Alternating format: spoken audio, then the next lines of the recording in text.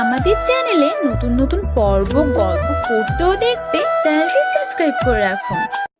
সকালবেলায় কে একজন এসে শামীমের মুখের উপর পানি ঢেলে ঘুম ভাঙিয়ে দিল। শামীম লাফিয়ে ঘুম থেকে উঠল। ঘুম থেকে উঠে শামীম তো অবাক, কেননা সামনে জুই দাঁড়িয়ে আছে। তা দেখে শামীম বলে, এটা হতে পারে না, কিছুতেই হতে পারে না। আমি স্বপ্ন দেখছি না তো? হ্যাঁ, আমি স্বপ্নই দেখছি। জুই এখানে আসবে কি করে? এটা যেহেতু স্বপ্নই, তাহলে আবার ঘুমাই। শামীম আবারও ঘুমাতে যাবে, তখন জুই আবারও পানি ঢেলে দেয় মুখের উপরে। এবার শামীম বুঝতে পারে এটা স্বপ্ন নয়। এইদিকে শামীমের কথা শুনে জুই তো হাসছে। জুই, তুই এখানে? আমি স্বপ্ন দেখছি না তো? না ভাইয়া, তুই কোনো স্বপ্ন দেখছিস না। এখন চুপচাপ বিছানা থেকে উঠে ফ্রেশ হয়ে রেডি হয়ে নিচে নামবি। আমি তোর আজকে ভার্সিটিতে যাব, তাই এখন তুই রেডি হয়ে নিচে নামবি। আমি কোন ক্লাসে পড়ি আর তুই কোন ক্লাসে পড়স? তোর মাস্টার করছিস আর আমি অনার্স দ্বিতীয় বর্ষে। তাতে কি, এখন উঠবি কি না তাই বল। উঠছি। এইদিকে শামীম ফ্রেশ হয়ে নিচে নেমে আসে। নাস্তা করে জুই শামীমের সাথে বের হয়ে যায়। আপনারা এখন ভাবছেন জুই কে, তাই না? চিন্তা করবেন না, গল্পের সাথে থাকুন, বুঝতে পারবেন। ওরা ভার্সিটিতে আসলে অনেক মেয়ে শামীমের গাড়ির সামনে আসে শামীমের সাথে কথা বলার জন্য, কিন্তু জুইকে দেখে ওরা চলে যায় ওখান থেকে। ভালোই তো মেয়ে পটিয়েছিস। আরে ওরা জাস্ট লাইন মারার জন্য এসেছে। চল তাহলে ভেতরে নিয়ে যা আমাকে। ওই শামীম, এক এক দিন এক এক রকম আইটেম নিয়ে ভার্সিটিতে আসিস। এই কথা বলতে শামীম রনির কাছে গিয়ে ওর মুখে একটা ঘুষি দেয়। এতে করে রনির মুখ থেকে রক্ত পড়তে থাকে। বলেছিলাম না ওদের নিয়ে বাজে কথা বলবি না। এবার দেখ তোর কি হাল করি। এই বলে রনিও শামীমের মধ্যে মারামারি হতে থাকে। রনি বেশ মার খেতে দেখে ওর সাথে থাকা বাজে বন্ধুগুলো শামীমকে মারার জন্য আসে। শামীম ওদেরকেও মেরে ওখানে শুইয়ে দেয়। প্রতিদিন মার খেতে তোর একটু লজ্জা কি লাগে না? এরপর থেকে যদি লজ্জা পাই, জুই চল ভিতরে যাই। ওই মারামারি শেষ করে ওরা বাড়িতে চলে আসতে থাকে। বাড়ির দিকে কিছু দূর আসতেই দেখলো আরেক ঝামেলা, কেননা রকির চাচা মিস্টার কিবরিয়া পথ আটকে দাঁড়িয়ে আছে। তাই গাড়ি থেকে নেমে ওনার সামনে যায়। মিস্টার কিবরিয়া সাহেব, আপনার ভাতিজাকে সামলান, নয়তো এভাবে প্রতিনিয়ত মার খেতে খেতে একদিন না মরেই যায়। তোর সাহস দেখে আমি অবাক হয়ে যাই। আমি আন্ডারওয়ার্ল্ড মাফিয়া, তার উপর রাজনীতিবিদ। তুই কিনা আমার সামনে আমার ছেলেকে মারার হুমকি দিস? এই তোরা কে এখানে আসিস? ওকে মার, যেমনটা ও আমার ছেলেকে মেরেছে। কিবরিয়া লোক শামীমকে মারতে আসলে শামীমও ওদের মারতে থাকে। এতে করে শামীম নিজেও কিছু মার খায়, কিন্তু ওদেরকে মেরে ওদের অবস্থা শামীম পুরো খারাপ করে দিয়েছে। এখনো হয়তো আপনারা ভাবছেন কে এই শামীম, তাহলে একটু ধৈর্য ধরুন, সব বুঝতে পারবেন। আর তার জন্য আপনাদের গল্পের সাথেই থাকতে হবে। ওদের মেরে শামীম গাড়িতে ওঠে। ভাইয়া, বুঝলাম না, তুই বাসা থেকে বের হতে না হতেই দুইবার মারামারি করা শেষ। না জানি তুই বাকি দিন তো পড়েই আছে। আরো কি কি দেখতে হবে আমাকে কে জানে। দেখো, মারামারি না করলে আমার একটু ভালো লাগে না। তার উপর কেউ যদি মায়ের খাওয়ার জন্য চলে আসে, তাহলে আমার কি করার এতে? বুঝেছি, এত শখ নেই তোর মারামারি দেখার। এখন আমাকে কিছু শপিং করিয়ে দে, আমি চলে যাব বাড়িতে। কি? তুই একে তো আমাকে না বলে এখানে এসেছিস, তার উপর এখন বলছিস তুই চলে যাবি 2 দিন পর? এমনটা হচ্ছে না। ওই দেখ, আমি একা যাব না ওইখানে, বুঝেছিস? না, বুঝি নাই। কি? তুই একা যাবি না, সেই ব্যাপারটা। দেখ, তোর সাথে আমি এত ক্যাচাল করতে পারবো না। 2 দিন পর চলে যাব, তাই এই 2 দিন আমাকে তুই এই শহরটা ঘুরিয়ে দেখাবি এবং আমার যা যা লাগবে সবকিছু কিনে দিবি। দেখ, আমি তোকে কিনে দিতে তো মানা করিনি। তুই এসেছিস, আরো 1 মাস থাক। না ভাইয়া, আমার সামনে পরীক্ষা, তাই বেশি দিন থাকতে পারবো না। শামীম কি করবে বুঝতে পারছে না, তাই ওখান থেকে একটা শপিং মলে যায়। ওখানে শামীম জুয়ের পছন্দ অনুযায়ী অনেক ড্রেস, কসমেটিক্স আরো অনেক কিছু কিনে দিতে থাকে। এইদিকে ঈশাও শামীমের জন্য কিছু ড্রেস নেয়। আমার জন্য কেন? তুই চুপচাপ থাকতে পারছিস না? শামীম চুপ হয়ে দাঁড়িয়ে থাকলো। সবকিছু নেওয়া হয়ে গেল। শামীমের কাছ থেকে কার্ড নিয়ে অ্যাকাউন্টে দিয়ে দেয়। ওরা বলে ডলারগুলো রেখে কার্ড দিয়ে দেয়। শপিং মল থেকে বের হয়ে আসে, তখন শপিং মলের সামনে কয়েকটা ছেলে বসে বসে মেয়েদের খারাপ খারাপ কথা বলছে। ওফ ভাইয়া, এখানে এসেও শান্তি নেই। কি হয়েছে? এই যে মেয়েদের টিজ করা, এদের জন্য তো বের হওয়াই মুশকিল। দাঁড়া, ওদের ব্যবস্থা করতেছি। থাক ভাইয়া, এমনিতে দুবার মারামারি করা শেষ, আর লাগবে না ভাইয়া, চল এখান থেকে। শামীম জুইয়ের কথায় ওখান থেকে চলে আসতে যাবে, তখন আসার আগেও ওই ছেলেগুলোর গালে কয়েকটা থাপ্পড় বসিয়ে দেয় শামীম। ভাইয়া, তোকে না মানা করেছি। ওরা তোকে বাজে কথা বলেছে, ছেড়ে দেই কি করে? তুইও না। ওরা ওখান থেকে চলে আসে বাড়িতে। বাড়িতে এসে শামীম ওর রুমে চলে যায়। এদিকে জুই কেন এসেছে, কখন এসেছে, শামীমের পরিচয় তা আপনাদের একটু পরে বলছি। এখন একটু ফ্রেশ হয়ে আসি, কিছুক্ষণ অপেক্ষা করেন। চলুন এবার শামীমের পরিচয় দেওয়া যাক। শামীমের পুরো নাম হলো শামীম আহমেদ, আমাদের গল্পের হিরো। শামীমের আব্বু এই শহরে ব্যবসা করেন। এই শহরের সবাই ওনাকে শাহজাহান চৌধুরী নামেই চেনে। ওনার স্ত্রী মানে শামীমের আম্মু মিসেস ফারুল আক্তার, উনি হাউসওয়াইফ। বাড়ির সব কাজ কাজের লোকেরা করলেও রান্নাটা উনি নিজ হাতেই করে, কেননা শামীম ওর মায়ের হাতের রান্নাই বেশি খায়। শামীমদের আরো কয়েকটা কোম্পানি আছে এই শহরে। উনি এখানকার ধনী লোকদের মধ্যে তৃতীয় স্থানে আছে। বাকি রইল জুইয়ের পরিচয়। জুই হলো শামীমের ফুফাতো বোন, যে বর্তমান শামীমের বাড়িতে এসেছে কয়েকদিন বেড়াতে। জুইয়ের সম্পর্ক বাকি তথ্য পরে জানতে পারবেন। বাকি রইল গল্পের নায়িকা, তার সম্পর্কে আরো পরে আপনাদের বলবো। এখন আপাতত গল্পে ফেরা যাক। জুই রান্নাঘরে গিয়ে ওর মামির চোখে হাত দেয়। কে কে আমার চোখে হাত দিয়েছে? এইদিকে কেউ কিছু বলছে না। শামীমের আম্মু ভালো করে হাত ধরে বুঝতে পারে। আরে জয়, তুই এখানে কখন এলি? আমাদেরকে তো একটু জানালিও না। আম্মু, ও সকালে এসেছে। এই কথা শামীমের আম্মু একটু আশ্চর্য হয়। কি জয়, সকালে এসেছে অথচ আমার সাথে এখন দেখা করছে? সকাল থেকে কোথায় ছিলি তুই? আম্মু তাহলে শোনো। এরপর শামীম সকাল বিকাল ঘটে যাওয়া ঘটনাগুলো ওর আম্মুকে বলে, শুধু মারামারি করছে তা বাদে। এটা কিন্তু ভালো করিসনি তুই জয়। একে তো সকালে এসে এখন আমার সাথে দেখা করছিস, তার ওপর বলছিস 2 দিন পর চলে যাবি। তুই এখানে 1 মাস থাক আগে, তারপর আমি ভেবে দেখব তোকে পাঠানো যায় কিনা।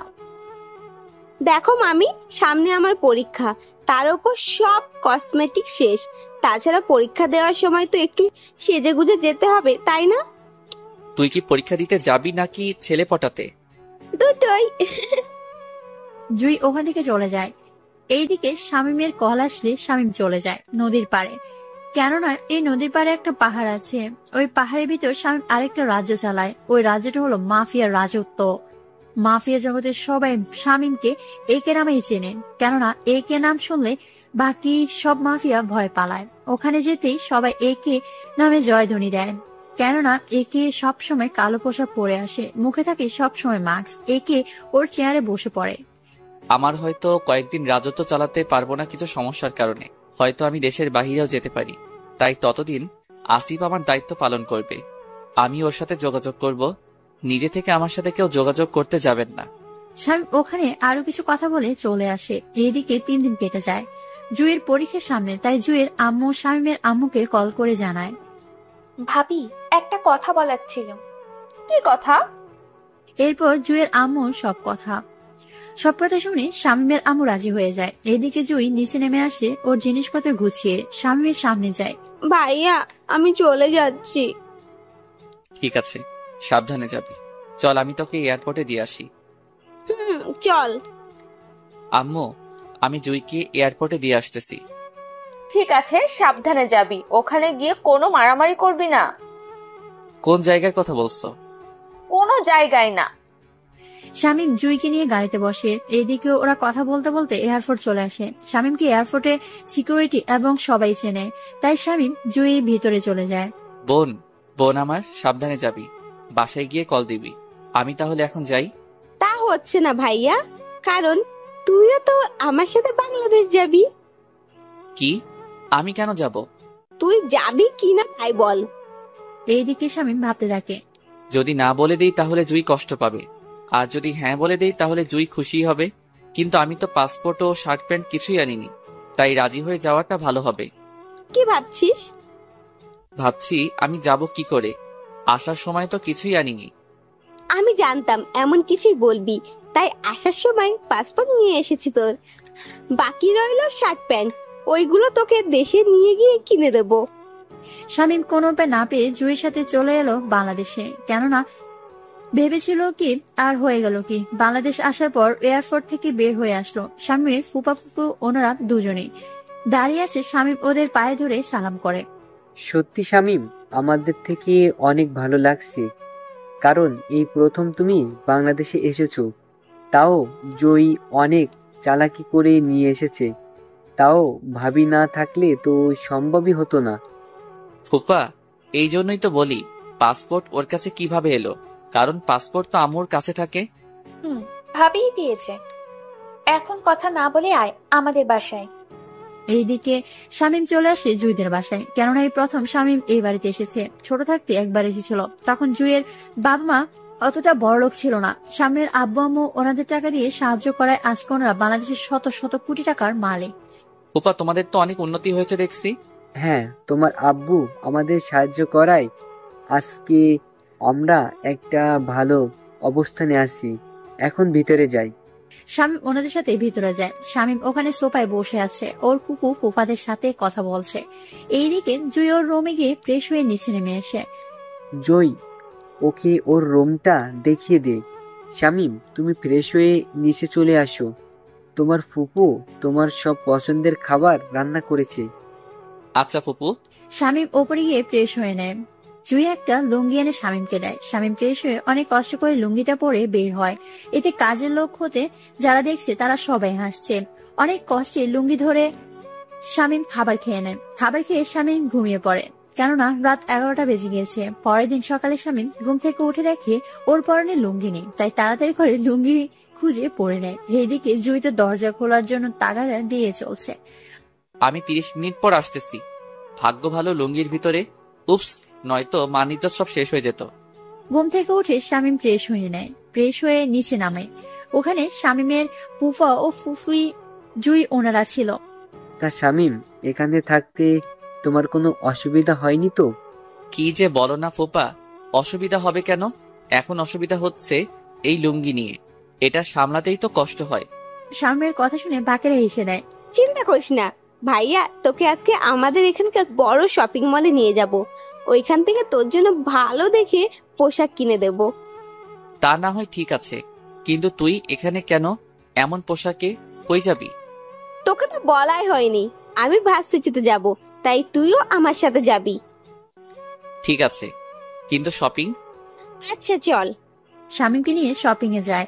ওখানে শামীমের পছন্দ অনুযায়ী সব কিনে দিতে থাকে। শামীমের সব কেনা হয়ে গেল। জুই চল, হয়ে গেছে। আচ্ছা চল।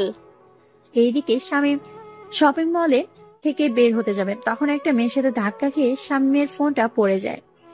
ভিড়ের মধ্যে মেয়েটা শামীমের মোবাইলটা তুলে দেয়। মোবাইল তুলে দেওয়ার সময় শামীম মেয়েটার হাতে একটা ট্যাটু দেখে। ট্যাটুটা দেখতে অনেক সুন্দর, তবে রং দিয়ে আঁকা হয়েছে। ভিড়ের মধ্যে শামীম মেয়েটাকে হারিয়ে ফেলে। ওখান থেকে বের হয়ে আসে শামীম আর চলে যায় ভার্সিটিতে। ভার্সিটি গেট দিয়ে জুই ওর গাড়ি নিয়ে ঢোকে। তখন অনেক ছেলে জুইয়ের দিকে তাকিয়ে থাকে, কেননা জুইও কম সুন্দরী না। কলেজে 40% ছেলে জুইকে পছন্দ করে। ওরা গাড়ি থেকে বের হওয়ার আগে শামীম দেখে চারদিকে সব ছেলেরা ওদের দেখছে। এইদিকে শামীমের মেজাজ তো খারাপ। প্লিজ ভাইয়া, এখানে এমন কিছু করিস না। এখানে ভালো ছেলে মেয়েদের সাথে খারাপ ছেলে মেয়েরাও থাকে। এখানে রাজনীতি পাওয়ারের কারণে ওরা এসব করতে সাহস পায়। তাছাড়া তুই এখানে এসেছিস, আমার সাথে ঘুরে দেখবি, কোনো ঝামেলা করার দরকার নেই। ওই দেশে তোকে সবাই চেনে, কিন্তু এখানে কেউ চেনে না। এই দেখে শামীম ভাবে, এখানে এমন কোনো মাফিয়া নেই যে আমার নাম শুনেনি। নাম এখন। নামছি। শামীম ও জুই একসাথে নামে। তখন অনেক ছেলে মেয়ে ওদের দিকে তাকিয়ে আছে। ভাইয়া দেখেছিস ওরা কেমন করে তাকিয়ে আছে? ওদের দিকে না তাকিয়ে ক্লাসরুমে চল।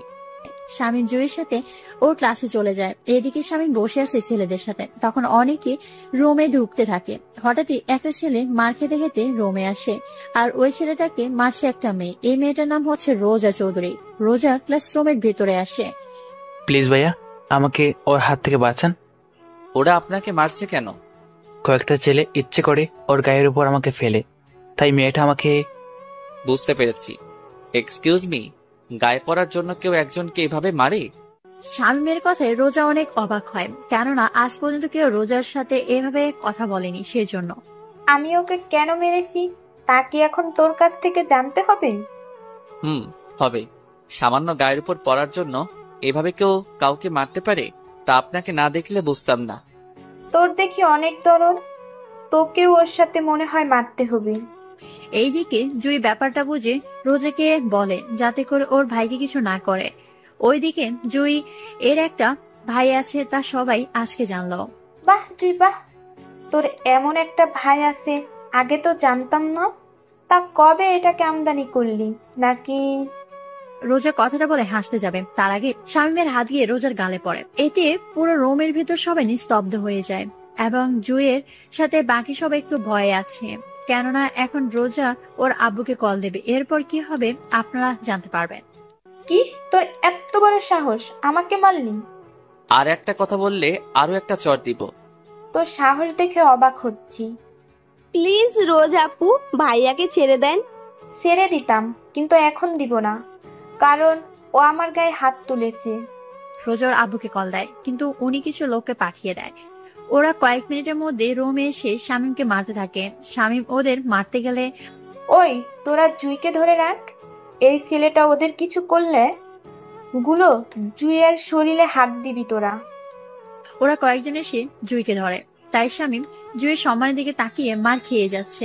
ওরা মারতে মারতে মাটির মধ্যে শামীমকে ফেলে দিয়ে চলে যায়। বলেছিলাম না আমার সাথে লাগতে আসিস না, এখন দেখলি তো কি হলো তোর। রোজা চলে যাওয়ার কিছুক্ষণ পর শামীমের সামনে একটা মেয়ে আসে, হাত বাড়িয়ে দেয় শামীমের দিকে। শামীম খেয়াল করে ওই সেম ট্যাটুর মেয়েটার হাত। শামীম মেয়েটার হাত ধরে ওঠে। রোজার সাথে ঝামেলা করেছেন তাই তো? আমি তো কাউকে তেমন চিনি না, তাছাড়া আমি এমন কিছুই করিনি। এই জন্যই ওর লোকদের হাতে মার খেলেন। নতুন ছেলে পেলে ওরা এমনই করে। এরই মধ্যে জুই চলে আসে ওখানে। ভাইয়া তুই ঠিক আছিস তো? হ্যাঁ আমি ঠিক আছি। জয়, ও তোমার ভাই হয়? হ্যাঁ ইরা আপু, তবে মামাতো ভাই। চলো ওনাকে হসপিটালে নিয়ে যাই। হ্যাঁ চলো আপু। জুই ও ইরা শামীমকে ধরে গাড়িতে ওঠায় এবং হসপিটালে নিয়ে আসে। ডক্টর শামীমকে ইমার্জেন্সি ওয়ার্ডে নিয়ে গিয়ে ট্রিটমেন্ট করতে থাকে। এই ফাঁকে ইরার পরিচয় আপনাদের দিয়ে নেই। ইরা হলো রফিক চৌধুরীর একমাত্র মেয়ে ইরা চৌধুরী। ইরা হচ্ছে আমাদের গল্পের নায়িকা। ইরা এবার অনার্স 4th বর্ষে পড়ে। ইরার সম্পর্কে বাকি তথ্য পরে জানতে পারবেন আস্তে আস্তে। চলুন এবার গল্পে ফেরা যাক। আচ্ছা, ওরা ওকে মারলো কেন? ইরা আপু আর বলো না, ভাইয়াকে নিয়ে আমি ভার্সিটিতে এসেছি, আমার সাথে ক্লাসে নিয়ে যাচ্ছিলাম, কারণ ভাইয়ার নয়তো সময় কাটবে না, তাই ভাবলাম আমার সাথে থাকলে সময় কাটবে। এরপর একটা ছেলে এসে। বন্ধুরা, এর পরের ঘটনাগুলো আপনারা জানেন, তাই নতুন করে আর বলবো না। কি রোজার গায়ে হাত তোলার কারণে এইভাবে বেড়েছে?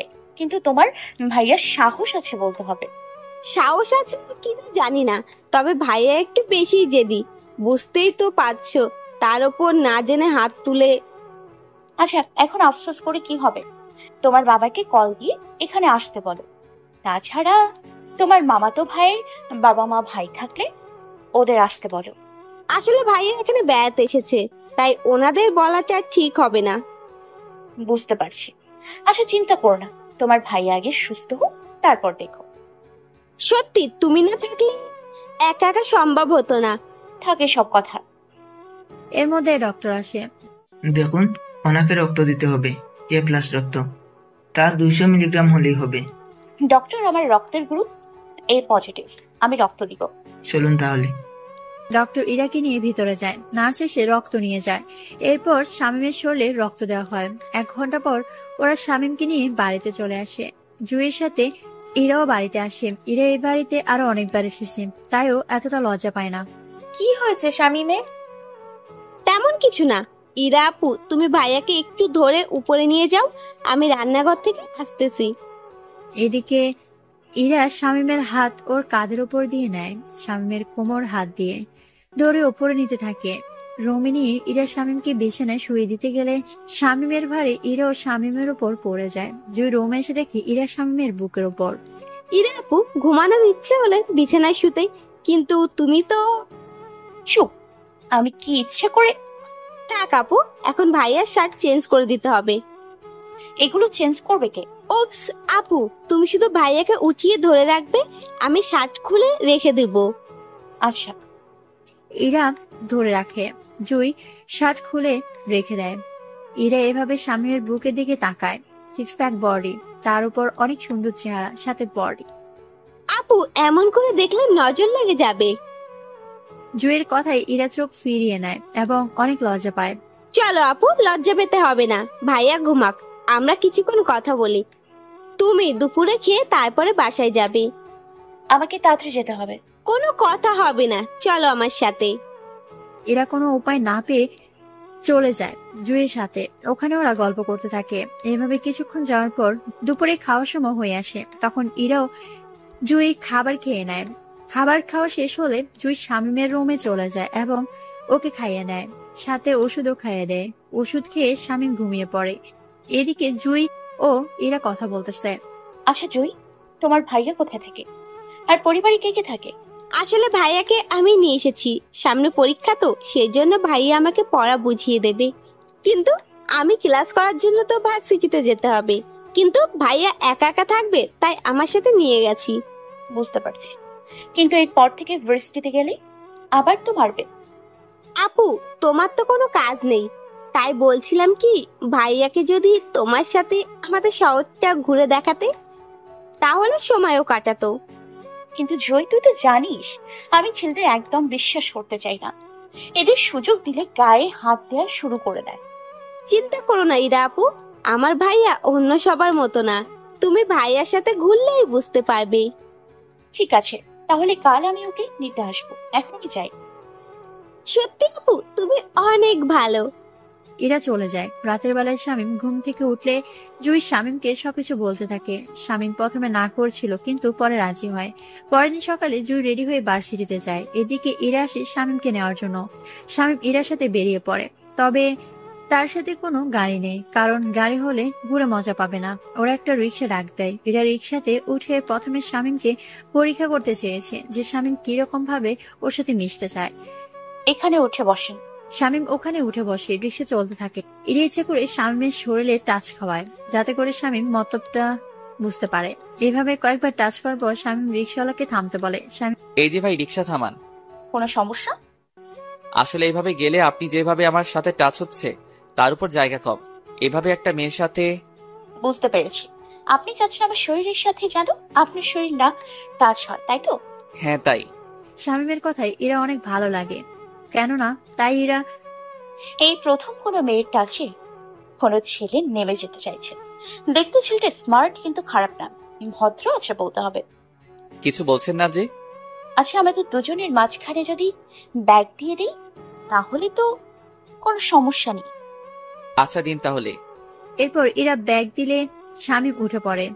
এবারে ব্যাগের কারণে ওদের কারোর সাথে কারো টাচ লাগছে না। ওরা রিক্সা থেকে নেমে ভাড়া দিতে যাবে। শামীমও ওয়ালেট থেকে পাউন্ড বের করে রিক্সাওয়ালাকে দেয়। রিক্সাওয়ালা পাউন্ড দেখে কিছু বুঝতে পারছে না, তাই শামীমের হাতে পাউন্ড দিয়ে দেয়। এদিকে এরা ব্যাপারটা বুঝতে পেরে টাকা দিয়ে দিলে রিক্সাওয়ালা টাকা নিয়ে চলে যায়। এটা কি হলো? কোথায় কি হলো? এই যে আপনি ছোট একটা নোট দিলেন, উনি নিয়ে নিল, অথচ আমি অনেক বড় নোট দিলাম, আমারটা কেন নিল না? ব্যাপারটা হচ্ছে আপনার কাছে যে নোট আছে ওটা এখানে চলে না, তাই ব্যাংকে গিয়ে এই নোটটা ভাঙিয়ে নেই, তাহলেই হবে। চলুন তাহলে। শামীম ইরার সাথে যেতে থাকে ব্যাংকের দিকে। পথে কয়েকটা ছেলে ইরাকে বাজে বাজে কথা বলছে। শামীম দাঁড়িয়ে দেখে ইরা শামীমের হাত ধরে নিয়ে গেল। এদিকে ছেলেগুলো শামীমের পিছু পিছু আসতে থাকে। ওরা ব্যাংকের কাছে প্রায় চলে এসেছে। একটা কাজ করুন। ইরা নোট 5টা নিয়ে ব্যাংকের ভিতর ঢুকে যায়। ইরা ভিতরে যাওয়ার পর শামীম ওই ছেলেগুলোকে মারতে থাকে। ওদের মেরে অনেকের হাত পা ভেঙে দেয়। এদিকে ইরা ক্যাশ কাউন্টারে 5টা নোট দেয়। ওরা 5টা নোট দেখে হিসেব করে ইরাকে 1 ব্রিফকেস টাকা দেয়। এতে করে ইরা অবাক হয়। আপনারা ভুল করছেন না তো? 5টা নোটের বিনিময়ে 84 লক্ষ টাকা দিচ্ছেন। ইরার কথায় কেশিয়াররা আবারও চেক করে, দেখে সব ঠিক আছে। পরে ইরা ওখান থেকে একটা নোট ভাঙিয়ে বাকি নোট ও টাকাগুলো নিয়ে বেরিয়ে আসে। এসে দেখে শামীম দাঁড়িয়ে আছে, তাই ওর হাতে বাকি 4টা নোট দিয়ে দেয়। শামীম ওইগুলো রেখে দেয়। এরপর বাকি টাকা শামীমের হাতে দিলে শামীম ওইগুলো ওর ব্যাগে রেখে দেয়। কি ব্যাপার, বাকি 4টা নোট ফিরিয়ে আনলেন? তো কি করব? এই 4টা নোট দিলে হয়তো আমাকে টাকা মাথায় বয়ে আনতে হবে। একটা নোটে এতগুলো বান্ডেল? তাহলে চলেন পার্কে গিয়ে বসে। চলেন। এইদিকে ইরা ভাবে, একটা নোটে 17টা বান্ডেল হবে। যদি এর কাছে থাকা পুরো বান্ডেল যদি টাকাই করি, তাহলে তো বড় বড় ট্রাকে করে টাকা নিয়ে ঘুরতে হবে। তবে যাই হোক, ছেলেটা অনেক সহজ সরল, সাথে অনেক ভদ্র আছে। কিছু ভাবছেন কি? না কিছু না, চলেন বসি। ওরা বসে পড়ে, তবে পাশাপাশি, যার সামনের থেকে একটু আনইজি লাগছিল, তাই বারবার সাইডে চাপতে চাপতে পড়ে যায়। এতে ইরা হাসতে থাকে। স্বামী মাটিতে বসে ইরার হাসি দেখছেন। সত্যি মেয়েটা অসাধারণ, কিন্তু সকাল থেকে আমার সাথে এমন কেন করছে?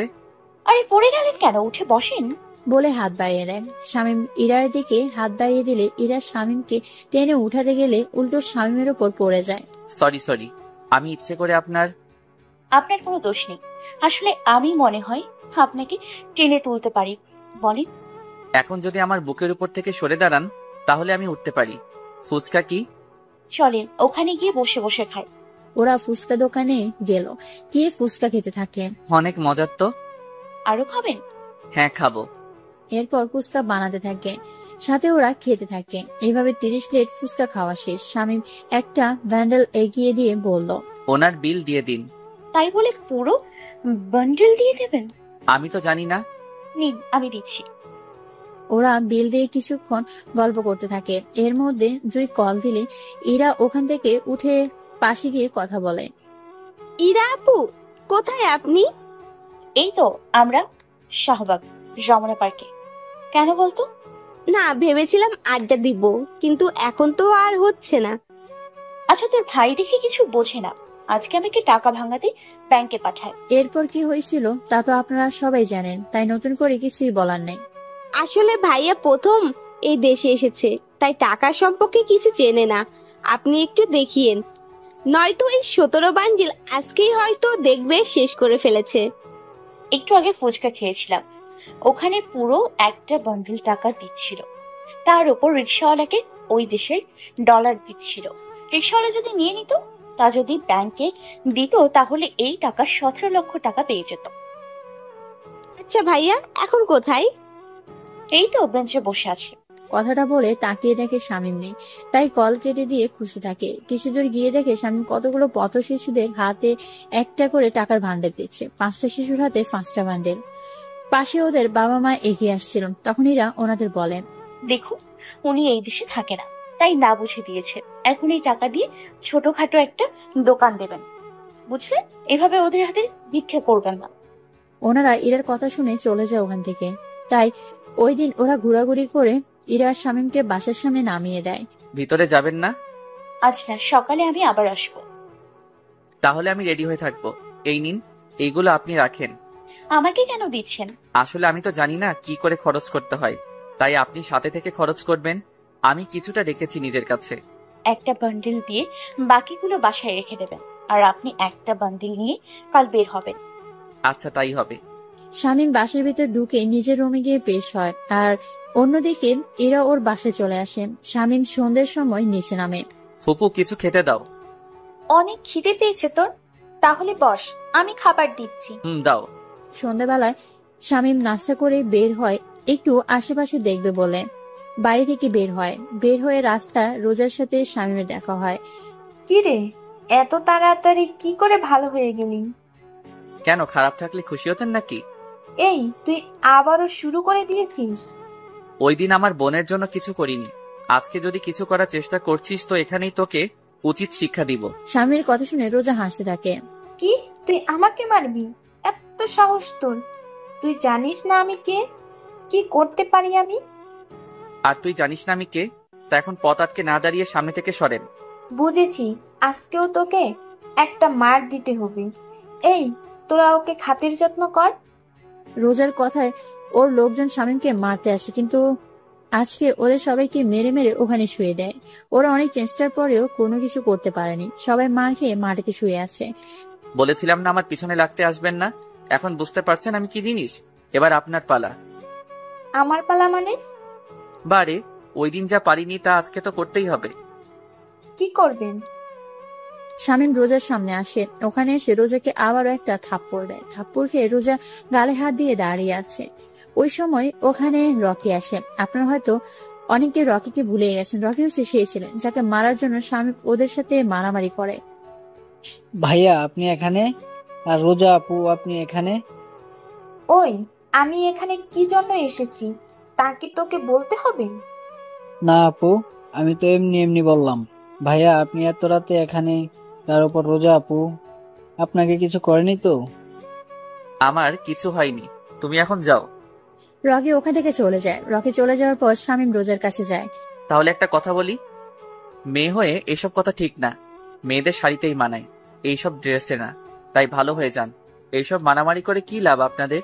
শুধু একটু পাওয়ার ছাড়া জীবনে কিছু পাবেন না। তার উপর সবাই আপনাকে খারাপ ভাববে। এতে করে আপনার কাছের লোকগুলো আপনাকে খারাপ চোখে দেখবে। আমি যা বলেছি ওইগুলো একটু ভেবে দেখবেন।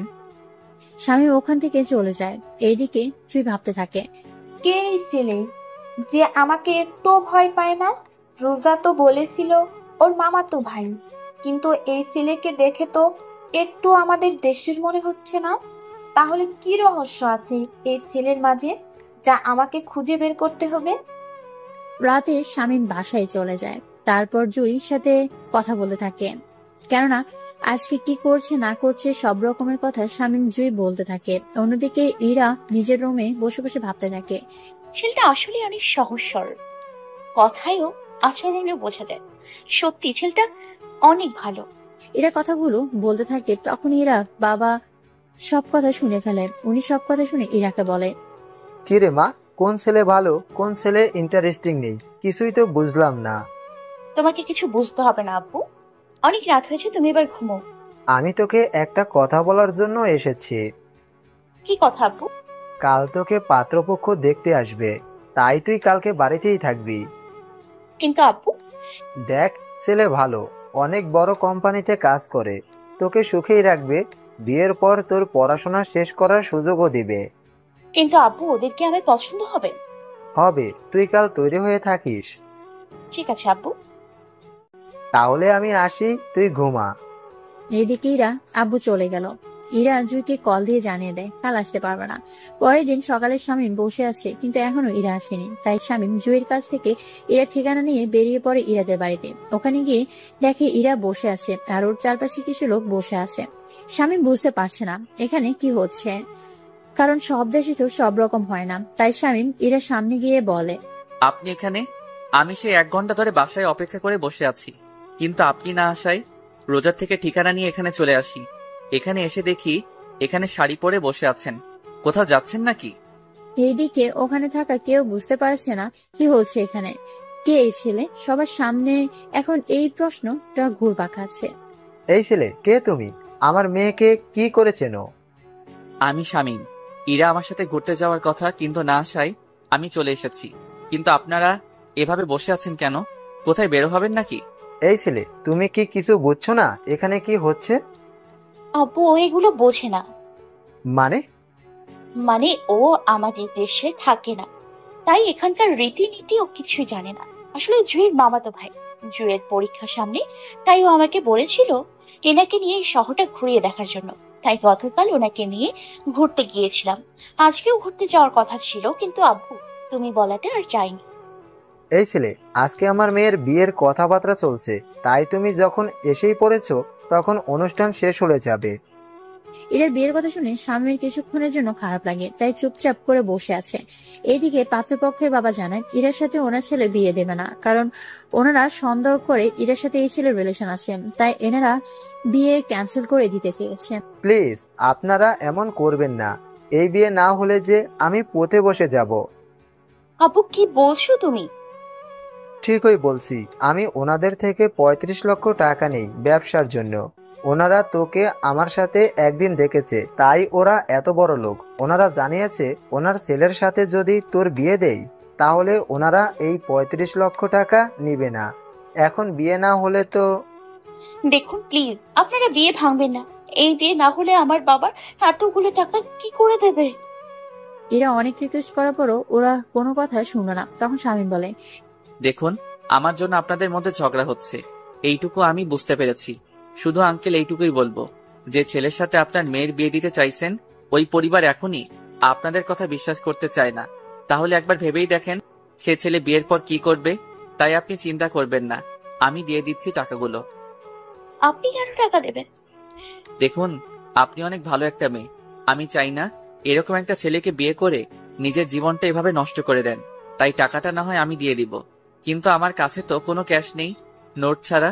ইরা না করে দেয়। শামীম অনেক বোঝানোর পর ইরা রাজি হয়ে যায়। তাই ইরা রুম থেকে 1 লক্ষ টাকার বান্ডেলও শামীমের কাছ থেকে ওর দেশের 2টা নোট বের করেন এবং পাত্রের বাবার হাতে নোট দিয়ে বলে, এই দিন টাকা, এখানে 2টা নোট, 40,000 টাকা, যা আমাদের দেশের 35 লক্ষ টাকার বেশি হবে। বাকি 1 লক্ষ টাকা তার ইস্যু। এবার বুঝতে পেরেছেন? ওর কাছে থাকা সামান্য 2টা নোট দিয়ে যদি আপনার সব ঋণ শোধ হয়ে গেল, তাহলে বুঝে দেখেন ওর কাছে এই একটা বান্ডিলে তাহলে কত টাকা থাকতে পারে। তা ক্যালকুলেটরে দিলেও গণনা করতে পারবে না। ও শুধুমাত্র এই টাকা 2 মাস খরচ করবে বলে এনেছিল, যদিও আমাদের দেশের টাকা সম্পর্কে কিছুই বোঝে না। ও যদি জানতো এখানে ওর একটা নোট দিয়ে আপনাদের মতো পরিবার 4-5 মাস খেতে পারবে, তাহলে ওর সাথে করে এতগুলো টাকা আনতো না। কিন্তু কারোর অপমানের প্রতিবাদ করতে ঠিকই বুঝে। তাই আপনারা এবার আসতে পারেন। ওনারা ব্যাপারটা বুঝতে পেরে বের হয়ে যাবে তখন ইরা বলে, আসল কাজটাই তো আপনাদের দেখানো হয়নি। কথাটা বলে ইরা ওখানে সবার সামনে শামীমকে জড়িয়ে ধরে সবার সামনে শামীমকে চুমো দেয়। এদিকে শামীম কিছুই বুঝতেছে না কি হচ্ছে ওর সাথে, তাই শামীম ওখানে দাঁড়িয়ে থাকে। এটা দেখতেই তো চেয়েছেন, নিন এবার আসতে পারেন আপনারা। ওনারা টাকা নিয়ে চলে যায়। ওরা যাওয়ার পর ইরা শামীমের হাত ধরে সোফায় বসায়। এখন ইরা আব্বুও কিছু বলছে না। এখানে বসেন, আমি ড্রেস চেঞ্জ করে আসি, তারপর বের হব। আচ্ছা, এইরকম ভাবে বের হওয়া যায় না? কেন বলুন তো? আসলে এইরকম আপনাকে অনেক সুন্দর লাগছে। কিন্তু আপনাকে খারাপ লাগছে। আমাকে দেখতে খারাপ লাগছে কেন? ইরা শামীমের মুখে লেগে থাকা লিপস্টিক দাগ মুছে দেন ও শাড়ির আঁচল দিয়ে। যদিও তখন ইরার বাবা ওখানে ছিল না, উনি নিজের রুমে চলে গেল। এখন ঠিক আছে, চলুন। আচ্ছা চলুন। ইরা শামীমের হাত ধরে বাড়ি থেকে বেরিয়ে আসো। ওরা এখান থেকে একটা রিক্সা নেয়। রিক্সা ওরা দুজনে বসে পড়ে। রিক্সায় বসে ইরা শামীমের কাঁধে মাথা রাখে। যদিও শামীম একটু দূরে সরে বসতে চেয়েছিল, কিন্তু ইরা ততই কাছে এসে বসতে চাইছে। ইরা শামীমের এক হাত ধরে রেখেছে আর শামীমের কাঁধে মাথা রেখে বসে আছে। এইদিকে শামীমের কেমন যেন ভালো লাগা কাজ করছে। ওই দিন ওরা ভার্সিটিতে যায়। ওখানে অনেকে আজকে ইরার দিকে তাকিয়ে আছে, কেননা ইরা আজকে অনেক সুন্দর করে সেজেছে। তাই অনেকগুলো কাপল ছবি তুলে নেন। শামীম এই ছবিগুলো ওর বাবা মাকে পাঠিয়ে দেয়। সবাই আপনার দিকে যেভাবে তাকিয়ে আছে, এই নিন, এটা মুখে লাগিয়ে নিন। ইরা ওর মুখে একটা মাস্ক পরে নেয়। এদিকে রোজা এখানে চলে আসে। কিরে, গতকাল আমাকে থাপ্পড় মেরে এখন অন্য মেয়েকে নিয়ে এখানে এসেছিস?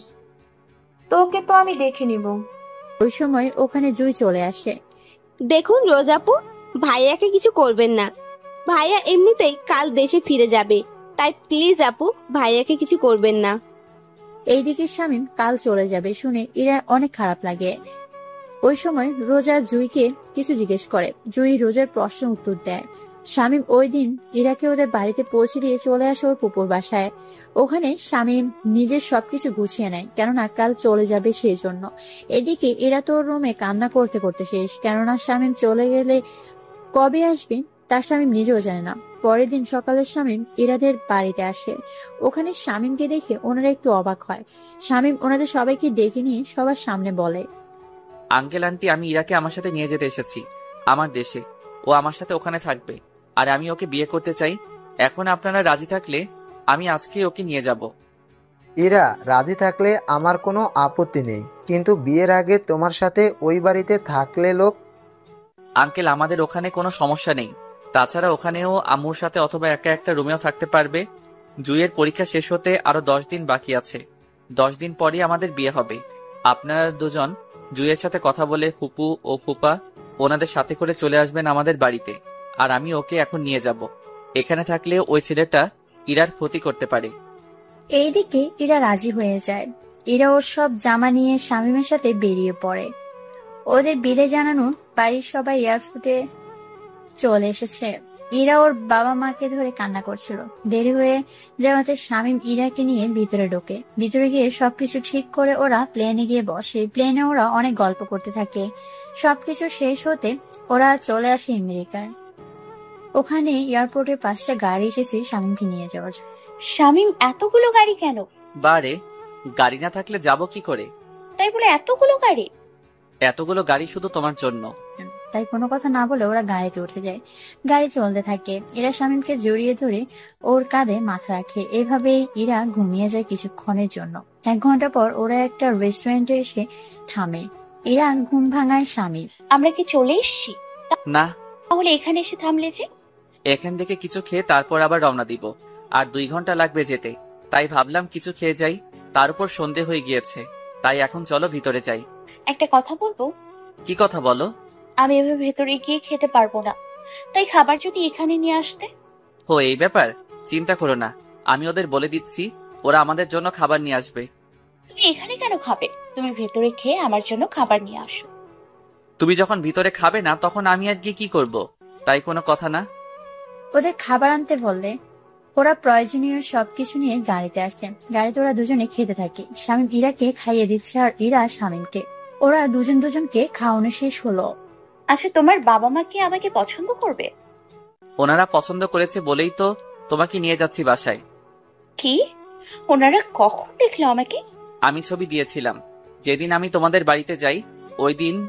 ওই দিন এরপর তো আমরা ঘুরতে গিয়েছি, তখন যে ছবিগুলো তুলেছি ওইগুলো।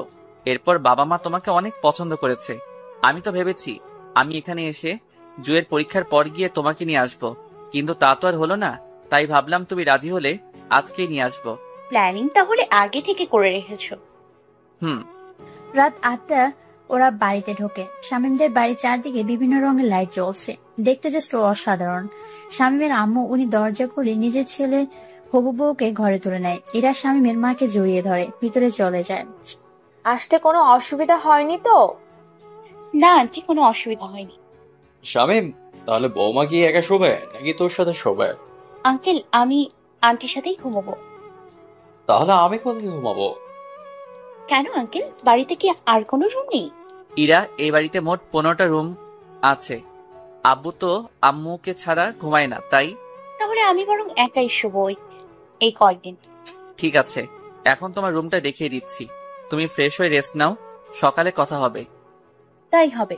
শামীম ইরাকে নিয়ে রুমে চলে যায়। ইরাকে একটা রুম দেখিয়ে দেয়। ইরা রুমে গিয়ে ফ্রেশ হয়ে ঘুমিয়ে পড়ে। এইদিকে শামীম রুমে এসে ভাবতে থাকে, কখনো ভাবিনি বাংলাদেশে গিয়ে কোনো মেয়েকে ভালো লেগে যাবে। যাও, একজনকে পেলাম, অনেক কিউট একটা মেয়েকে পেলাম। সত্যি অনেক ভালো মেয়েটা। এখন শুধু বিয়েটা হলেই আর কিছু লাগবে না। পরদিন সকালে বাংলাদেশের মধ্যে ভার্সিটিতে রোজা আসে। ওখানে রোজা জুইকে দেখতে পায়, তাই ওর কাছে যায়। এই জুই, এদিকে আয়। জি আপু, বলেন। তোর ভাইয়া কই? কেন, ভাইয়াকে দিয়ে কি করবেন? কোথায় আছে তা বল। ভাইয়া ওনার বাড়িতে চলে গেছে। বাড়িতে গিয়েছে মানে? বাংলাদেশের কোন জেলায় ওর বাড়ি? ভাইয়া বাংলাদেশের বাইরে থাকে। ডিটেলস বল। এরপর জুই রোজাকে ডিটেলসে সবকিছু বলে দেয়। জুই সবকিছু বলে ওখান থেকে চলে যায়।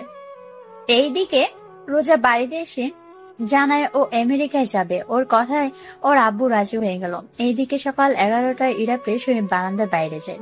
ওখানে গিয়ে তো ইরা পুরে অবাক, কেননা এখান থেকে পুরো সমুদ্র দেখা যায়। তার উপর সবুজ শ্যামল পরিবেশ, যা ইরার থেকে অনেক ভালো লাগে। ইরা নিচে নেমে আরো বেশি অবাক হয়, কেননা ইরা বাড়িটাকে যত ছোট মনে করছিল, বাড়িটা ওর থেকে 5 গুণ বড়। ইরা নিচে নেমে আসে। ওখানে দেখে শামীমের আম্মু বসে আছে। তাই ইরা শামীমের আম্মুর কাছে যায়। আন্টি, একটা কথা বলার ছিল। কি কথা ইরা? শামীম কোথায়? তাছাড়া আমার অনেক ক্ষুধাও লেগেছে। শামীম সকালে কোথায় যেন বেরিয়ে গেল। বলেছে দুপুর 2 থেকে 3টার মধ্যে আসবে, তারপর তোমাকে নিয়ে ঘুরতে যাবে। এখন চলো তোমাকে খেতে দেই। ইরা ড্রয়িং রুমে যায়। ওখানে খাওয়া শেষ করে শামীমের আম্মুকে বলে, আন্টি, আমি বাড়িতে কল করব, কিন্তু কিভাবে কল দিব বুঝতেই পারছি না। তার উপর গল্প করার মতো কেউ নেই। বাড়িতে একটু ঘুরে দেখতাম। আগে তোমার বাবা মায়ের সাথে কথা বলো, তারপর এই বাড়িটা আমি তোমাকে ঘুরে দেখাবো। ঠিক আছে আন্টি, বারবার আন্টি না বলে আম্মু বলে ডাকবে। এখন তুমি কথা বলো।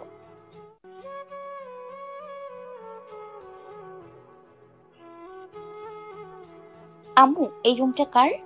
এই রুমে আকাশ থাকে, ও ফিরলে তখন রুমটা দেখে নিও।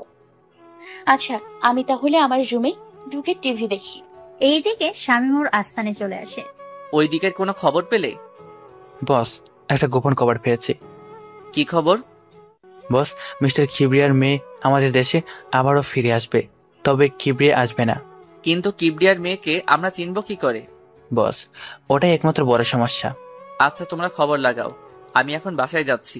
অন্যান্য দিকটা সাবধানে সামলাবে। ঠিক আছে বস। শামীম ওখান থেকে চলে আসে দুপুরের দিকে। শামীম বাড়িতে এসে ফ্রেশ হয়ে ইরার কাছে যায়। ইরা, তুমি রেডি হয়ে নাও, আমরা কিছুক্ষণ পর বের হব।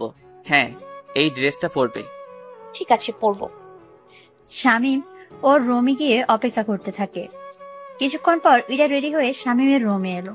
ইরাকে দেখতে অনেক সুন্দর লাগছিল, এক কথায় অসাধারণ। শামীম তো চোখে ফেরাতে পারছে না। কি দেখা অমন করে? তোমাকে ছাড়া অন্য কাউকে দেখছি না। আমাকে কি আগে কখনো দেখোনি? শামীম ইরাকে নিয়ে বেরিয়ে পড়ে।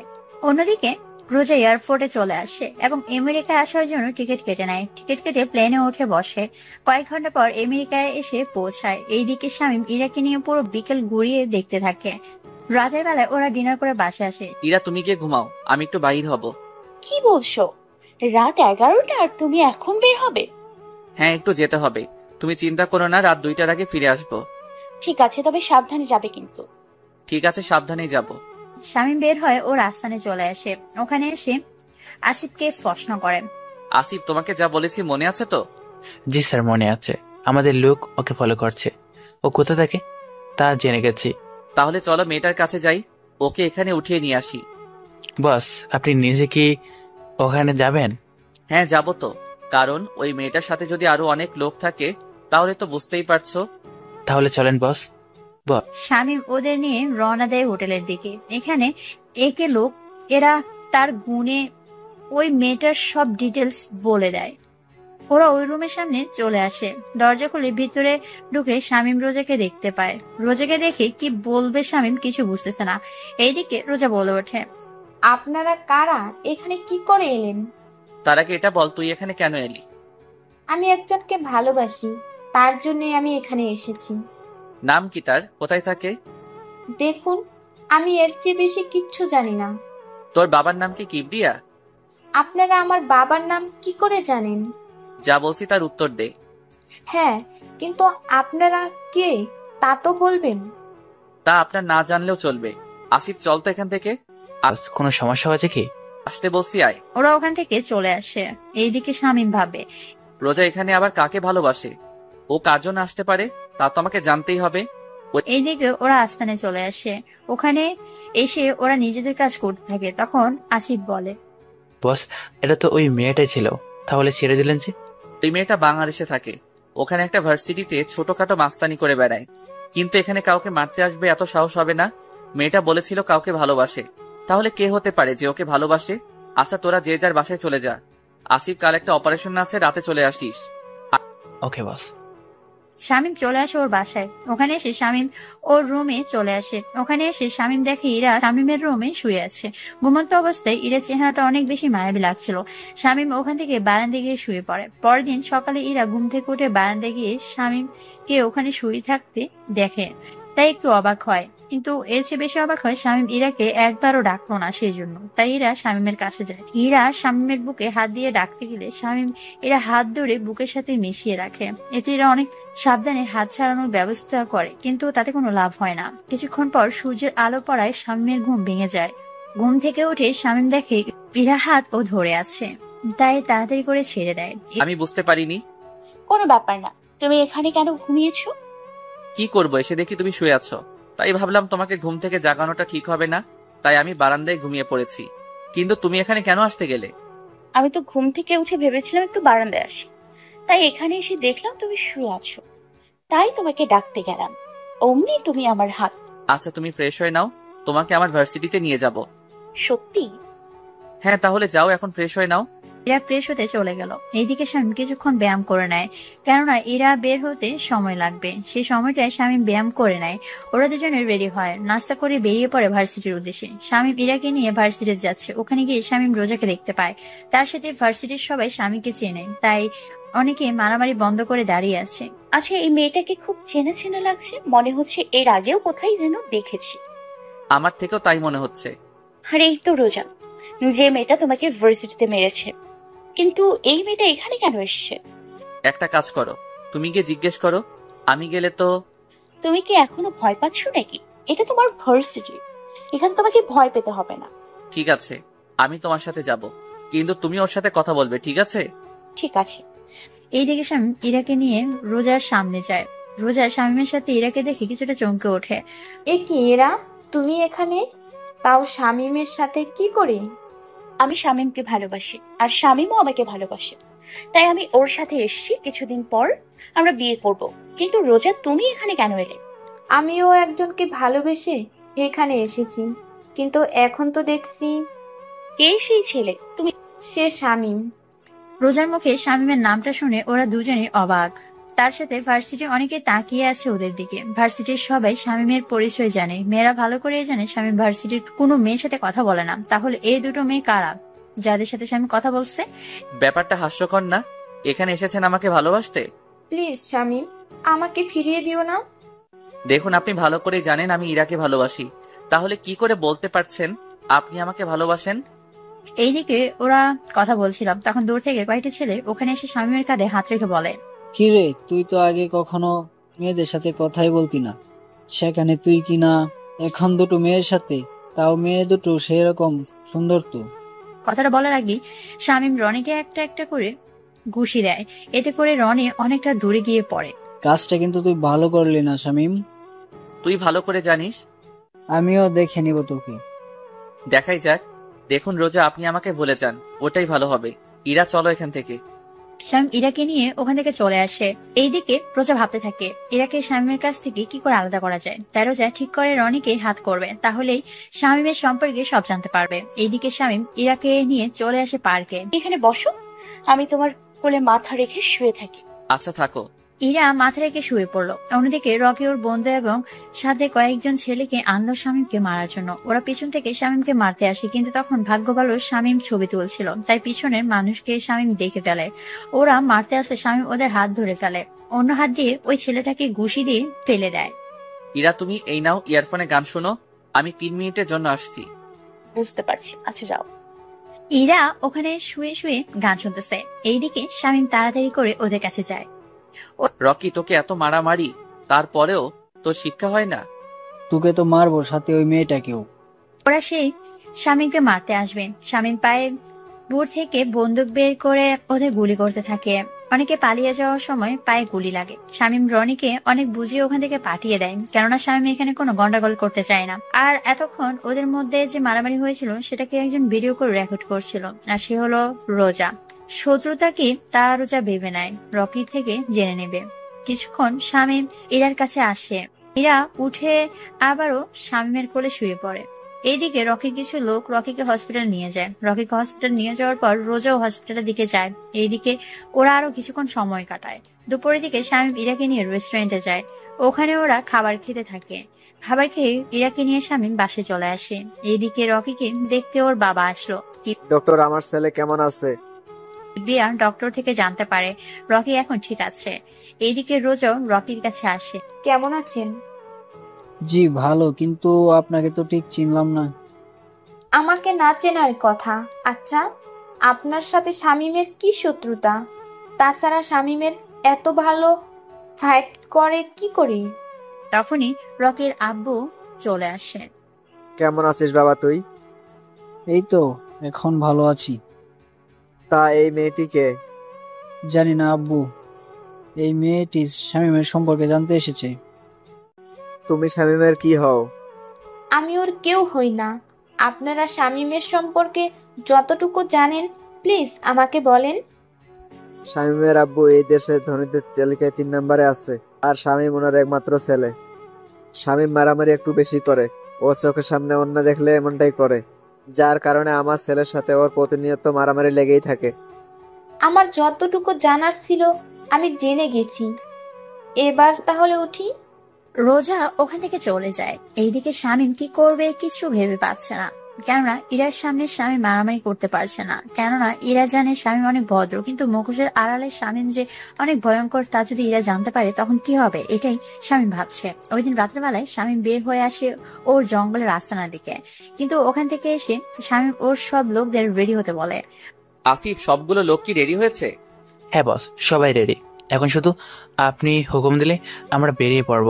তবে কোথায় যাবেন আর কি পরিমাণে অস্ত্র নিতে হবে তা বলে দেন, তাহলে ভালো হবে।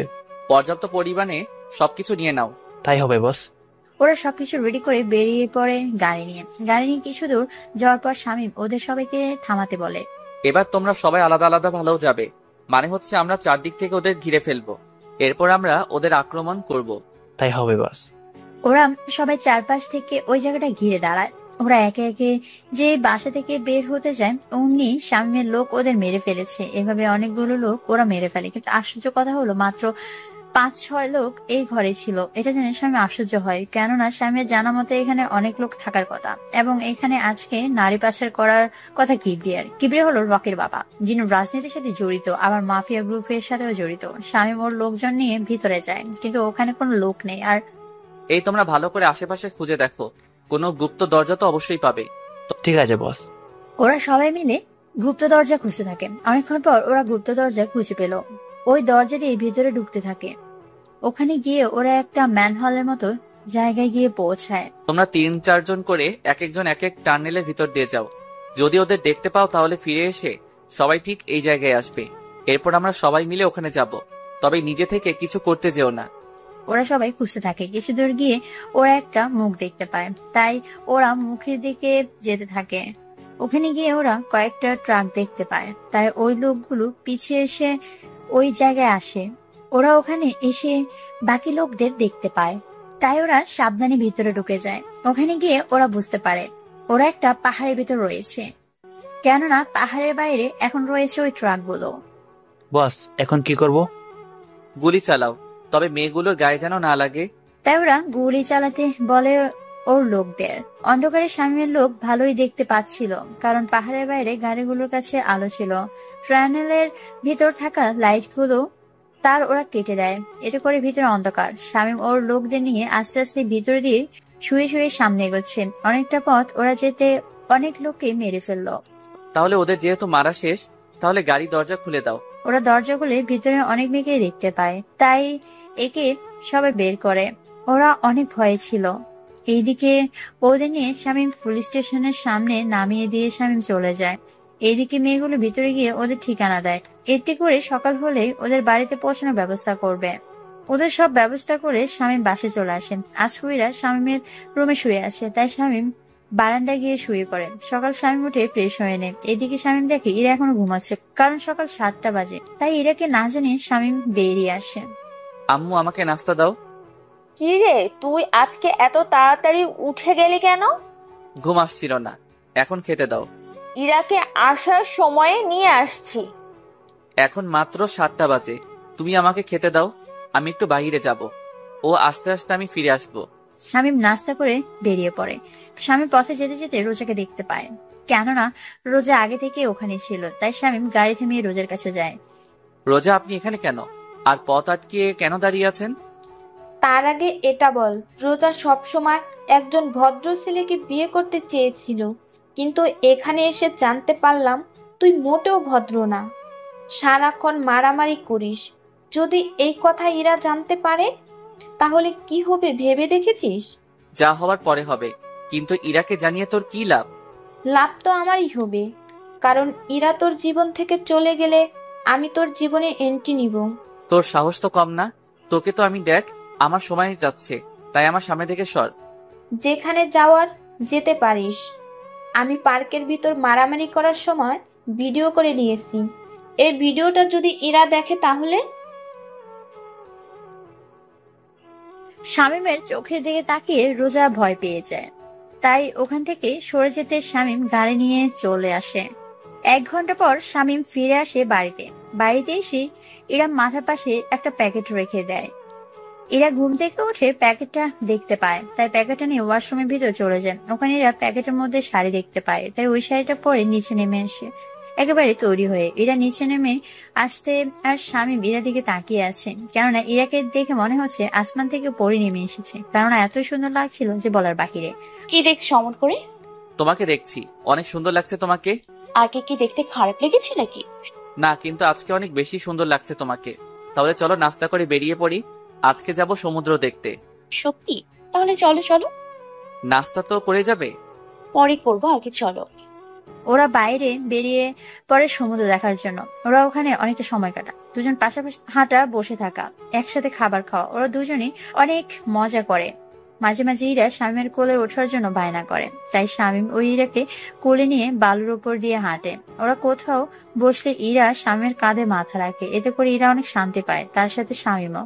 ওরা ওখানে একসাথে গোসলও করে, কেননা ওরা আসার সময় বাড়তি পোশাক নিয়ে এসেছে, কেননা পানিতে ওরা গোসল করবে সেই জন্য। ইরা ও শামীম দুজনে পোশাক চেঞ্জ করে পানিতে নামে। ওরা দুজন দুজনকে পানি দিয়ে ভিজিয়ে দেয়, এতে করে একজন আরেকজনের কাছে জড়িয়ে ধরে পানিতে পড়ে যায়। এভাবে ওরা সময় কাটায়। ওরা সময় কাটানো শেষ হয়ে গেল, দুজনের ড্রেস চেঞ্জ করে নেয়।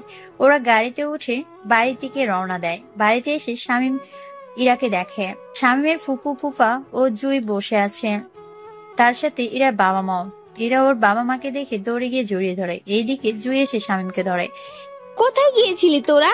আমরা তো সেই বিকাল থেকে অপেক্ষা করছি, আর তোরা এই রাতে এলি? আমরা সমুদ্রের ধারে গিয়েছিলাম। এইদিকে ইরাও বাবা মায়ের সাথে কথা বলতে থাকে। বাবা, তোমরা আসার সময় জানিয়ে কেন আসোনি? তোকে সারপ্রাইজ দেব বলে। তা তোরা কোথায় গিয়েছিস? আব্বু, আমরা সমুদ্রের ধারে গিয়েছিলাম। তুমি জানো ও আমাকে প্রতিদিন ঘুরতে নিয়ে যায়। সত্যি ইরা, তুই কত সুখী। এত বড় বাড়ির বউ হবি, তারপর অনেক ভালো স্বামীও পেয়েছিস। হ্যাঁ আম্মু, আমি সত্যি অনেক লাকি, এত সুন্দর একটা পরিবার পেয়েছি। ওরা সবাই কথা বলতে থাকে। তখন শামীমের আব্বু অফিস থেকে ফিরে আসে। উনি ফিরে আসতে জুই, বাবা মা ও ইরার বাবা মা ওনাকে সালাম দেয়। উনি সালাম নিয়ে সবার সাথে পরিচয় করে নেয়। কিছু মনে করবেন না, মাত্র অফিস থেকে ফিরেছি, আমি অনেক টায়ার্ড। কাল সকাল ওদের বিয়ে নিয়ে কথা বলবো। ইরার বাবা মা ওনারা দুজনে হ্যাঁ বলে, কারণ ওনারা অনেক টায়ার্ড। শুধু শামীমের আব্বুর জন্য সবাই এত সময় ধরে অপেক্ষা করছিল। ওরা সবাই ডিনার করে চলে যায় ওদের রুমে। জুইও ইরা একটা রুমে ঘুমাবে, বাকিরা অন্যদের রুমে। পরের দিন সকাল 11টায় ওনারা বসে আছে শামীম ও ইরার বিয়ের কথাবার্তা নিয়ে। ওনারা ওদের বিয়ের তারিখ ঠিক করে নেন। ওদের বিয়েটা আমরা কাল দিনের মধ্যে দিয়ে দিব। শামীমের আব্বু কথায় অনেক অনেক রকমের মন্তব্য করেন, কারণ এখনো বিয়ে কোনো শপিং হয়নি, সেজন্য তার উপর বাড়ি সহ সাজানো বাকি রয়ে গেছে। দেখুন, ইরার যা যা লাগবে সব কেনা হয়ে গিয়েছে, রাতের মধ্যে চলে আসবে। বাড়িটা সাজানোর দরকার নেই। আপনার দেশে না গিয়ে এখানে আপনার মেয়েদের সাথে থাকতে পারেন, কারণ ওখানে আপনাদের দেখাশোনা করার কেউ নেই। যদি ইরার ভাই বা বোন থাকতো তাহলে আপনি ওদের জন্য ফিরে যেতে পারতেন। তাই ওখানে যেহেতু কিছু নেই, এখানে থাকতে পারেন। মাঝে মধ্যে স্বামী আপনাদেরকে ওখানে নিয়ে যাবেন, আবার স্বামীমের সাথে চলে আসবেন। কিন্তু কোনো কিন্তু নয়। এদিকে রোজা এসে বলে, বাহ আঙ্কেল, ভালোই তো। ছেলের শ্বশুর শাশুড়িকে এখানে রাখতে চাইছেন, ভালো কথা। কিন্তু আপনার ছেলে যে ইরাকে ঠকাচ্ছে, তার কি হবে? কথা শুনে ওখানে থাকা সবাই একে অপরের মুখের দিকে তাকিয়েছে, কেননা কেউ এই মেয়েটাকে চেনে না। এসব আজে বাজে কথা বলছে সেই জন্য। এই মেয়ে, কে তুমি? আর বাড়িতে ঢুকলে কি করে? আর তার উপর এই কথাগুলো কিভাবে বলছো? আমি ঠিকই বলছি, আপনার ছেলে মারামারি করে, অথচ আপনার হবু বৌমা এই সম্পর্কে কিছুই জানে না। এটাকে কি ঠকানো বলে না? ও মারামারি করে, এতে তোমার কেন সমস্যা হচ্ছে রোজা? এটা ঠিক, আমি মারামারি পছন্দ করি না, তাই বলে কারোর কাছে মার খেয়ে চলে আসবে তাও তো মেনে নিতে পারি না। ওই সময় বাংলাদেশে তুমি মেয়ে ছিলে বলে কোনো ছেলে তোমার গায়ে হাত তুলতো না, তাই ওই দিনও মার খেয়েছে। কিন্তু এটা ওর নিজের দেশ, এখানে ওকে কেউ মারতে আসলে তার তো প্রতিবাদ করবেই। ইরা, তুমি বুঝতে পারছো না ব্যাপারটা। বুঝেছি আমি, ও কতটা সরল ছেলে তা আমি জানি। বাংলাদেশে ওর সাথে কয়েকটা দিন সময় কাটিয়ে বুঝতে পেরেছি। তার উপর এখানে এসে ওকে আরো ভালো করে জেনেছি। ও ভার্সিটিতে কোনো মেয়ের সাথে কথা বলে না, তা আমি ওখানে গিয়ে জানতে পারলাম। দেখো, নিজের আত্মরক্ষায় মারামারি করলে কোনো সমস্যা নেই, তাই তুমি যা পাওয়ার জন্য এখানে এসছো তা তুমি কখনো পাবে না। না পেলে রোজা করে নিব আমি। কাল শামীমের বিয়ে, তাই সময় পাবে না। দেখা যাক। রোজা ওখান থেকে চলে যায়। এদিকে রোজা যাওয়ার পর সবাই একের পর এক প্রশ্ন করেই চলছে ইরাকে। এরা সবার প্রশ্ন উত্তর দিতে থাকে। সবাই পরের সবটাই বুঝতে পারে। এদিকে ওই দিন থেকে ওদের বিয়ের কার্যক্রম শুরু হতে থাকে। এদিকে রোজা রকির সাথে হাত মিলিয়ে নেয় ইরাকে বাড়ি থেকে উঠিয়ে নেওয়ার জন্য, যাতে করে এই বিয়েটা না হয়। এইদিকে রনিও ওর প্রতিশোধের জন্য রাজি হয়ে যায়। ওই দিন রকির ওর লোকজন নিয়ে ইরাকে বাড়ির সামনে থেকে কৌশলে উঠিয়ে নিয়ে আটকে রাখে। এইদিকে ইরা তো বুঝতে পারছে না কেন ওকে এখানে আনা হলো। ইরাকে একটা গোডাউন এনে রাখা হয়। তার উপর রকির বাবার তো লোকজন আছে, কেননা রকির বাবাও মাফিয়া হওয়ায় অনেক লোক আছে, এতে করে সুবিধা হয়েছে। এইদিকে রোজা ইরার মোবাইল দিয়ে শামীমকে কল দেয়। কেমন আছো শামীম? এ কি ইরা, তোমার কণ্ঠ এমন দেখাচ্ছে কেন? কারণ আমি রোজা, সেজন্য। একদম ঠিক ধরেছিস। আমি ইরাকে কিডন্যাপ করেছি। ওদের একটা শর্তে ছেড়ে দিব, যদি তুই আমাকে বিয়ে করিস। তা কখনোই সম্ভব না। তাহলে যে ইরাকে হারাতে হবে? আমি রাজি, তবে ইরাকে ও ওখানে উপস্থিত থাকতে হবে। তাহলে তো আরো ইন্টারেস্টিং হবে। প্রেমিকা তার প্রেমিককে অন্য কারোর সাথে বিয়ে হতে দেখবে। এই নে আমার জায়গা, নোট কর, এখানে চলে আসবি। এইদিকে শামীম জায়গাটার নাম চেনা চেনা লাগছে, কেননা এই জায়গা কিবরিয়ার আস্তানাম। তাই শামীম ভাবে, তার মানে রোজার সাথে কিবরিয়া ও রকি ওরা তিনজনই হাত মিলিয়েছে। কিন্তু ওরা রোজার উপকার করে ওদের কি লাভ হবে? এইদিকে কেউই জানে না ইরা যে নিখোঁজ। তাই শামীম বাড়ি থেকে বের হয়ে জুইকে কল দিয়ে জানিয়ে দেয় ইরাকে নিয়ে একটু ঘুরতে গিয়েছে, রাত 3-4টার ভিতর চলে আসবে। জুইও এবং ইরার বাবা মাকে কথাটা বলে দেয়, যাতে করে ওনারা ইরা যে নিখোঁজ হয়েছে তা যেন না জানে। শামীম গাড়ি নিয়ে ওর আস্তানে চলে আসে। ওখানে এসে ওর যত লোকজন আসে সবাইকে নিয়ে বেরিয়ে পড়ে কিবরিয়ার আস্তানের দিকে। ওইদিকে চারপাশে শামীম ওর লোকজনদের রেখে শুধুমাত্র আসিফকে নিয়ে ভিতরে যায়। ওখানে কিংকে দেখে কিবরিয়া অবাক হয়ে যায়, কেননা কিং কখনো এখানে আসেনি, কিন্তু আজকে আসতে কিবরিয়া অবাক হয়ে যায়। আহারে কিং, আপনি এখানে, তাও আবার আমার মতো মাফিয়ার কাছে? আমি এখানে কথা বলতে আসিনি। এখানে একটা মেয়েকে আটকে রাখা হয়েছে, আমি ওই মেয়েটাকে নিয়ে যেতে এসেছি। এ কি করে সম্ভব কিং? আমি এত কিছু জানি না, মেয়েটিকে আমার চাই। এইদিকে কিবরিয়া কি করবে বুঝতে পারছে না। অন্যদিকে কিং এর কথা অমান্য করলে কিং কিবরিয়াকে মেরেও ফেলতে পারে। তাই কিবরিয়া বাধ্য হয়ে ইরাকে ছেড়ে দিল। এদিকে ইরা শামীমের সাথে আসতে চাইছে না, কারণ ইরাক মাফিয়ার কাছ থেকে অন্য মাফিয়ার কাছে যাচ্ছে না, সেজন্য। তাই শামীম ইরাকে অজ্ঞান করে নিয়ে যেতে চাইছিল। তখনই রোজা ওখানে চলে আসে। রোজার সাথে ধাক্কা খেয়ে শামীমের মুখ থেকে মাস্ক পড়ে যায়। এতে করে রোজা শামীমকে চিনে যায়। এ কি, তুই এখানে? আর ইরাকে নিয়ে এভাবে তুই যেতে পারিস না। কিবরিয়া সাহেব, আপনি শামীমের কাছে ইরাকে কেন দিয়েছেন? শামীম কোথায়? আমি তো কিং এর কাছে দিয়েছি। ও কিং নয়, ও শামীম।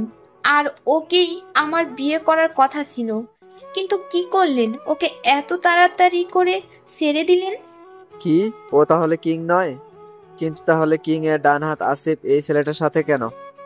কারণ আমি কিং, আবার আমি শামীম। কি, তার মানে তুই এতদিন সবাইকে বোকা বানিয়েছিস? কথাটা বলে ওরা গুলি করতে থাকে। এদিকে শামীমের সাথে থাকা লোকজন গুলি করতে থাকে। শামীম ইরাকে নিয়ে ওখান থেকে বেরিয়ে গাড়িতে এনে রাখে এবং ওদের বলে দেয় ইরাকে যেন কেউ ওখান থেকে নিয়ে না যেতে পারে। ইরাকে ওখানে রেখে শামীম ভিতরে যায় এবং ওখান থেকে একের পর এক লোককে মারতে থাকে। ওদের মারা শেষ হলে কিবরিও, রকি ও রোজা বাকি আছে। তাই শামীম ওদের সামনে যায়। দেখুন মিস্টার কিবরিয়া, আপনাদের ইচ্ছে করলে মেরে ফেলতে পারতাম, কিন্তু মারবো না। আমি চাই আপনাদের একটা সুযোগ দিতে। বাকি রইল রোজা। দেখো রোজা, জোর করে কখনো ভালোবাসা হয় না, তাই আমাকে ভুলে যাও। কথাগুলো বলে শামীম ওখান থেকে চলে আসতে যাবে, তখনই রকি রোজাকে গুলি করে। শামীম পিছনে তাকিয়ে রোজার এই অবস্থা দেখে রকি ওর বাবাকে সামনের লোক গুলি করে মেরে ফেলে। শামীম ওখান থেকে বের হয়ে চলে আসে। ইরাকে নিয়ে শামীম বাড়িতে আসে। কেউ কিছু জিজ্ঞেস করলে শামীম বলে দেয় ইরা ঘুমিয়ে পড়ছে। পরের দিন সকালে ইরা ঘুম থেকে শামীমকে দেখে তাই দৌড়ে এসে জড়িয়ে ধরে। এইদিকে দুপুরের দিকে শামীম ও ইরার বিয়ে হয়ে যায়। রাতে যখন ইরাকে শামীম রুমে বসানো হলো, তখন শামীম ইরাকে বলে, আমি জানি কি বলবেন। ওই রাতের কিং তুমি ছিলে, তাই না? তুমি কি করে জানো? যখন আমাকে অজ্ঞান করেন তখন আমি তোমার আঙ্গুলে আংটি দেখি, ওই আংটি দেখি। কথা দাও আমাকে কখনো ছেড়ে যাবে না। ইরা তোমার জন্য সব ছেড়ে দিব।